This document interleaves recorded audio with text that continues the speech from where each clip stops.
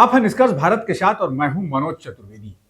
पिछले 8 सालों में दूसरे दलों से तमाम दिग्गज नेता भाजपा में शामिल हुए हैं और भाजपा ने भी उन्हें आगे बढ़ाने का काम किया है। जी हां, क्या भाजपा के पास नेताओं की कमी है? लगता तो कुछ ऐसा ही है।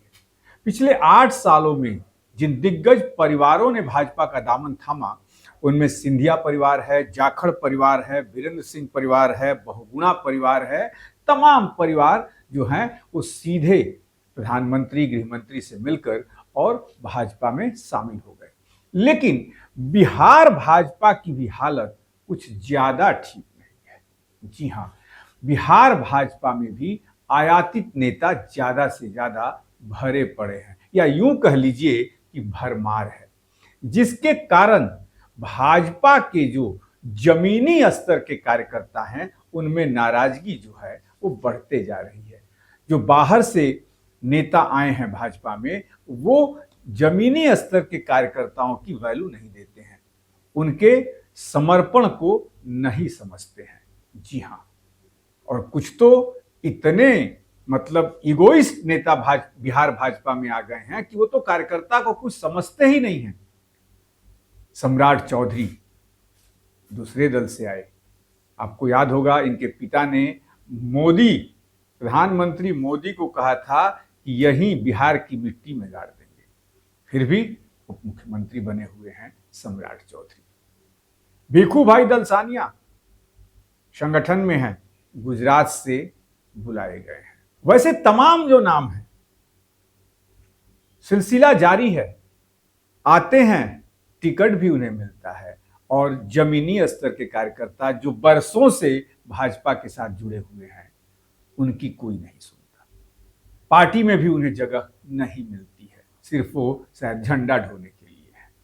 जी हां, आखिर बिहार भाजपा कोई दिग्गज नेता क्यों नहीं तैयार कर पाई इन 35 सालों में? नित्यानंद राय, जिनकी बहुत ज्यादा यादव वोटों पर पहुंच नहीं है। सम्राट चौधरी, उनकी भी बहुत ज्यादा वोटों पर, अपने बिरादरी के वोटों पर उनकी पहुंच नहीं है। यदि अपने बिरादरी की वोट पर भी पहुंच उनकी होती तो काराकत सीट नहीं हारे होते उपेंद्र कुशवाहा। जी हां,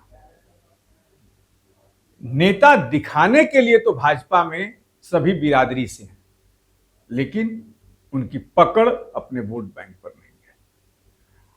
और पिछले दिनों भाजपा ने, खास करके बिहार भाजपा ने, अगड़ी जाति के नेताओं को जो हाशिए पर लाकर खड़ा किया है, उससे तो अगड़ी जाति, खास करके भूमिहार बिरादरी बहुत ज्यादा नाराज है भाजपा से।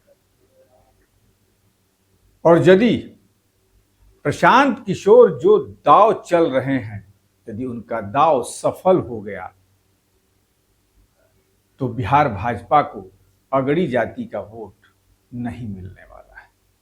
जी हां, भाजपा के एक पूर्व विधायक ने नाम न बताने की शर्त पे तो यह निश्चित तौर पर बताया कि शायद बिहार भाजपा में अब नेताओं की कमी हो गई है। जी हां, कार्यकर्ता अलग नाराज चल रहे हैं, और कार्यकर्ताओं की नाराजगी प्रधानमंत्री के रोड शो में दिख भी गई कि नेताओं के कंधों पर बोझ नहीं दिया गया था कि आपको लोगों को पटना ले आना है। पटना के लोग कहां निकलने वाले? पटना के लोग वोट देने नहीं निकलते तो प्रधानमंत्री का रोड शो देखने क्यों जाएंगे? जिसके कारण रोड शो फ्लॉप हुआ, और उस रोड शो के फ्लॉप होने का मुख्य कारण और वजह बताया जा रहा है नितिन नवीन, क्योंकि नितिन नवीन भी बहुत दूध के धुले नहीं है। विक्रमगंज की सभा में भी, जैसा मैंने बता दिया था पहली खबर में, कि यदि आशा दीदी नहीं होती, फिर भी कुर्सियां खाली दिख रही हैं, आशा दीदी नहीं होती तो वहां भी इज्जत नहीं बचने वाली थी। अब देखना यह है कि बिहार विधानसभा का चुनाव है, चुनावी वर्ष है, और अब भाजपा अपने किन किन नेताओं को स्टार प्रचारक बनाती है, या जो आयातित नेता हैं उन्हें कितनी तवज्जो देती है अपने कार्यकर्ताओं को उधर किनार कर, ये तो वक्त बताएगा। लेकिन भाजपा के दिन बहुत अच्छे नहीं चल रहे हैं अभी। नेताओं की कमी से, भाजपा बिहार में नेताओं की कमी से जूझ रही है। ऐसी तमाम खबरों के लिए बने रहिए हमारे साथ। नमस्कार।